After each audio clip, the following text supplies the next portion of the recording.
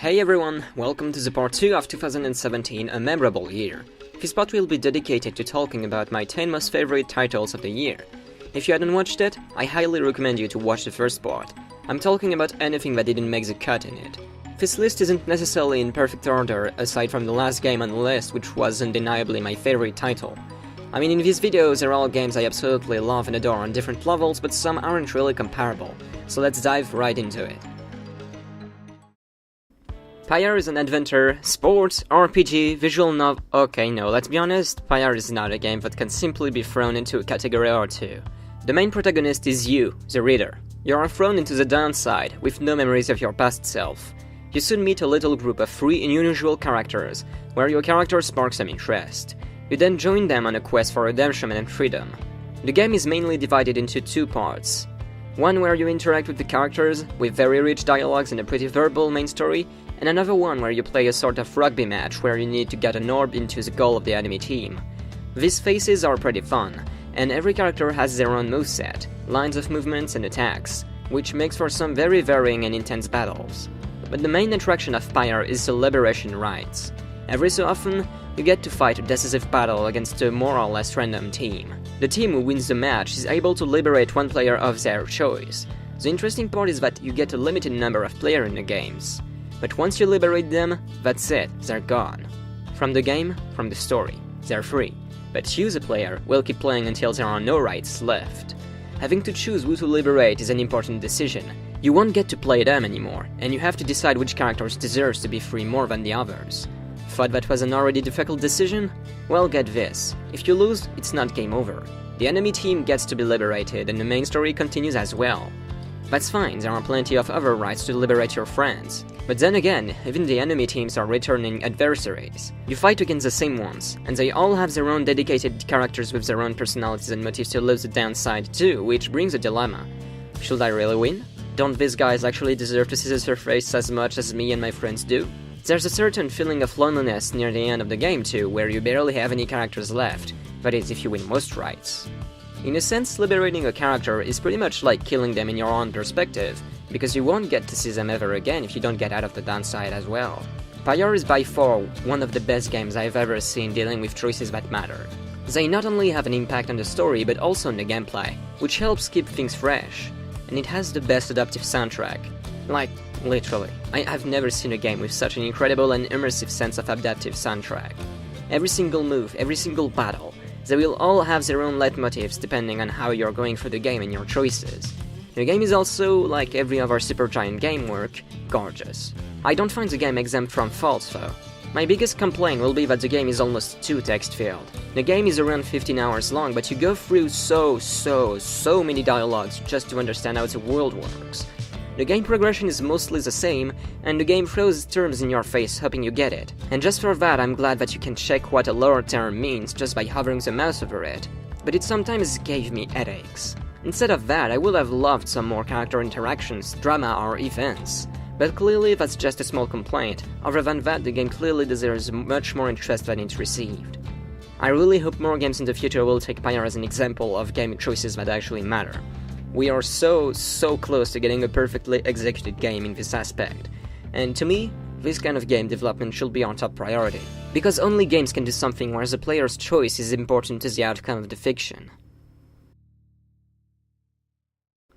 I've been trying very hard to come up with the right words to describe Sonic Mania in the best possible way, but I simply cannot. Sonic Mania is by far my favorite Sonic game and managed to represent exactly what I love most about this franchise in a near-flawless game. Taking the best from Sonic CD and Sonic 3 and Knuckles, Mania managed to find a way to express something new while still sticking to a classic formula for the series. Not only an homage, this title is a love letter to well-conceived level design and purely crafted innocent fun. A never-ending dose of fun, with bright and great colors, original stage settings, and a dose of nostalgia approachable for everyone. This game is the Sonic game we've waited for and needed for the past years. Sometimes, you don't have to come up with something incredibly new, fantastic or groundbreaking. Sometimes you simply want to have fun, the same kind of fun you might have wanted to experience as a kid. Sonic Mania is just that. Now let's get more serious. For a few years, Yakuza has been in a sort of western sleep, the last episode being Yakuza 5 in 2015, which was digital only just to deepen the wound. Since then there was Yakuza Zero, and Kiwami, and 6 in the making in Japan. But then Yakuza Zero happened just at the beginning of 2017 in Europe, and helped the series to gain the reputation and more mainstream audience it deserved. I didn't get the game at launch considering I wanted to try out the series with the first episode in the form of its remake, Kiwami. Unfortunately, Kiwami got a lot of references for the new audience that might have discovered the series thanks to Zero, but at the same time, Zero can be considered a prologue for all-time fans to enjoy and see the roots of each characters. But turns out, I was wrong, and playing Zero first is actually way more profitable than starting with Kiwami. Whatever. Since Kiwami and Zero are very similar games, identical if not for the story, I decided to include them both here. And also because I haven't had the time to finish Zero, I'll mostly be talking about Kiwami. Kiwami lets you play as Kiryu Kazuma, who, unlike the title suggests, is not really a Yakuza anymore. The game is set in 2005, in Japan, in the fictional district of Tokyo. Kiryu pretty much goes on a quest for redemption for the actions he undertook in the past, and the main story can sometimes be really heavy and dark. The game's quality really shines in its side content. Hey, you know, like, half of JRPG side quests are written like us with literally no interesting objectives? In here, every side quest is fun. Sometimes triggered randomly, sometimes with specific requirements, they're all different. Some are more serious than others, some are pretty emotional, and some can be absolutely stupid yet hilarious. Yakuza perfectly knows how to shape the game's mood between comedy, seriousness, and emotions. For example, there's a quest in Zero, where you have to help a dominatrix to become more assertive and actually dominant with her clients because she's too soft and kind. Another one where you have to buy some kid a porn magazine, before realizing that Kiryu himself is embarrassed at the idea of doing that. It deals with situations of the adult world, talking often about sexuality, drugs, basically stuff you'll normally see in any Yakuza setting. But here, the series uses those tropes both in a classic and efficient way, but also learns to make fun of certain aspects of it. The combat system is also really fun, with gratifying animations and a combo system enhanced with the ability to use the environment at your advantage. You can perform hit actions, basically power moves, depending on the context and the combat pose you're doing. If you have never played a single game in the series, stop this video right now, get Yakuza Zero, and enjoy your time. There's no way you'll regret it. Sonic is back and Mario's back at it again. Super Mario Odyssey was a long-awaited game for me. I love open 3D Mario games, but Mario 64 and Sunshine have their own little assets that I don't really find as enjoyable. Galaxy 2 is one of my favorites, but its linearity makes it pretty different from the first two 3D Mario games. So when I knew that Odyssey was a thing, I was certain that this game was gonna be one of my favorite Mario games period. And I was right. Waiting so many years to get another open 3D Mario game was worth it. There's moons everywhere to collect, and some people found that pretty annoying. Like, you rarely feel proud of getting any since there are so many. I completely disagree with this. Mario Odyssey is a game of discovery, adventure, and simple pleasure. It's a game where the very action to jump is fun. From Mario's moveset, you use that to achieve multiple kinds of objectives. It's not the action of acquiring the moon that's fun, it's what you do to get here that's fun. The objectives are varied, some more challenging than others, some requiring you to do some acrobatics, some others to use logic to figure stuff out, and you don't even have to find them all to reach the end, and that's absolutely fine too. You can approach it in any way you want, be it from a completionist mindset or a simple, short and lovely Mario game. The game made me feel so overjoyed, I was having so much fun. The entire game is a love letter to any fans of 3D platformers, filled with references to the entire series. The game never feels like it's forcing stuff down your throat. It's wholesome, cute, adorable, and above all else, fun.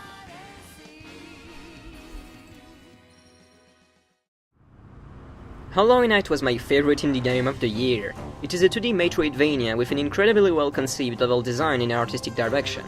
Hollow Knight's world is a cute yet dark one. If you enjoy melancholic worlds like cave stories or Hillbilly Drifters, you will feel right at home. Hollow Knight is filled with insects and really small creatures, some more friendly than others and some more deadly than others. The controls are tight, and the upgrades you get throughout the game are extremely rewarding and satisfying. Since it's a Metroidvania, it's really easy to get lost, but the game gives the player enough freedom to make it interesting even if you lose your way. It really feels like exploring a big world. The amount of bonus content and story is insane as well. What really sold the game for me was its incredible atmosphere and world building. The game was melancholic, but at the same time, it also showed me brief moments of comfort and happiness. Not a game for everybody, but Hollow Knight made me feel right at home. It's the kind of game that once finished you can't think of anything else. Incredible from beginning to end, Hollow Knight is a game that needs to be played and not forgotten. While we are talking about Metroidvanias, I'm not going to talk about Samus Returns in this video, because I've already made a review on it. But long story short, Samus Returns is an excellent remake crafted in a really good fashion. It picks what's best from the old titles, and invents new elements to make the game more accessible and different from the rest. Go check out my video if you want a more in-depth analysis. The Legend of Zelda Breath of the Wild is the first Zelda game I've intensely enjoyed since discovering the Wind Waker almost 15 years ago. I didn't play Twilight Princess, grew tired of Phantom Hourglass, and absolutely hated Skyward Sword. So for the longest time, I decided to bury my fun and nostalgic memories of Ocarina of Time in Wind Waker. That is until Breath of the Wild showed its true intent. Its will to shape the series in a brand new form, the main goal being player freedom, unlike the other linear Zelda titles. The game's ambitions were starting to show themselves in trailers, interviews, and gameplay. I decided to buy the game on release, hoping and praying that the game was on par with my expectations. And never have I been so pleasantly surprised after having played a brand new Nintendo game. Breath of the Wild is not an innovation. It's not necessarily groundbreaking or tries to prove a point. It's here to send the player off in an immersive adventure that will make them have fun. It was a total success. I won't talk about the hundreds of ways the game succeeds in its design philosophy, and everyone got the point already anyway, so go check out my bronze video if you haven't. Breath of the Wild managed to break one of the conventions I hated in most Zelda games, and that is one-sided riddles and puzzles. In Breath of the Wild's dungeons and sanctuaries, not only do they become optional most of the time, but they also let you interpret and play them as you wish. Don't wanna do it the easy way? Try the hard way and attempt to skip them.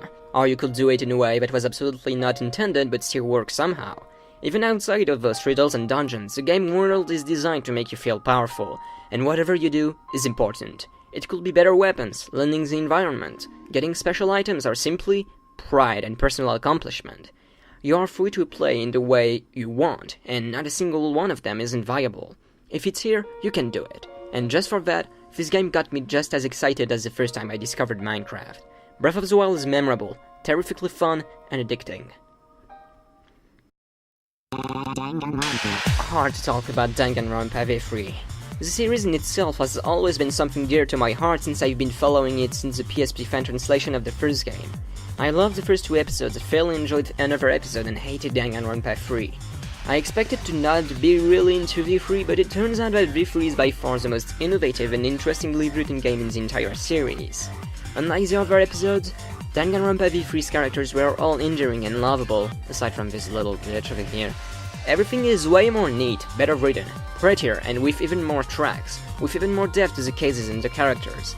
The atmosphere and ambience are haunting, and it's hard to put the game down just because you constantly want to see what's gonna happen next. It's really hard to say anything at all about this game without giving something away. It's like every single thing is meant to be a surprise. Danganronpa has never really been a series I usually recommend, but if you're ready to dive into it, playing through Danganronpa, Danganronpa 2 and Danganronpa V3 will surely at least be fun experiences. V3 had the best possible ending to the game as well, and I'm really happy with it, though a lot of people disagree. More than 100 hours spent in this game. Persona 5 was a huge slap in the face. Like after my disappointment with Persona 4, Persona 5 was here like, "Hey bitch, wake up! Get up now! Check out how cool I am now!" By expecting nothing, I ended up experiencing it as one of the best JRPGs I've ever played. The game plays and feels fantastic. The turn-based battles are dynamic, fun and interesting and challenging without being a pain in the butt or a grindfest. Everything feels comfortable, and the game mechanics are all implemented to link both the dungeons, the atmosphere, the daily life, and the visuals in such a good fashion that you can't see time pass while playing. The interface and every visual aspect blend perfectly in the gameplay to feel smooth without feeling out of shape, and it's one of the things that held JRPGs back for so long. For a long period, the genre didn't know how to improve its basic core mechanics, and here, Persona 5 throws all that in the trash. Everything feels slick and modern. There are still issues with the story, and I think everything feels like it's been written and executed without much delicacy, and some themes and ideas pass by in a really straightforward way, but heck, it's Persona. I guess some things never change. But aside from that, Persona 5 still attempts to talk about real-life issues in Japan in a more light way. A lot of stuff that happened in-game also happened in real life, and tries its best to feel more real. There's a gigantic gap separating millennials from older people, and Persona 5 is a sort of cry of hope towards youth. It's by far the Persona game with the closest link to the classic Shin Megami Tensei formula as well. We finally fight actual demons again, instead of shadows, and some parts in the game are really close to sort of post-apocalyptic demonic setting that we've seen in past titles. Persona 5 feels right at home, and the proof that it's possible to combine both a compelling story and fun gameplay segments into one. Good job Atlas, you win this round. Oh god, here we go. NieR Automata. I just don't even know where to start. NieR Automata is the best experience I've ever had with a video game before. This game hit me so hard that trying to come up with the right words to describe my feelings for it almost feels insulting. Like, nothing I can come up with is enough to describe how important this game is to me, but I'll do my best to at least motivate you to play it and make you understand how this game is so dear to me. NieR Automata is one of the best examples of how to tell a story through a game that knows how to use a medium to express itself.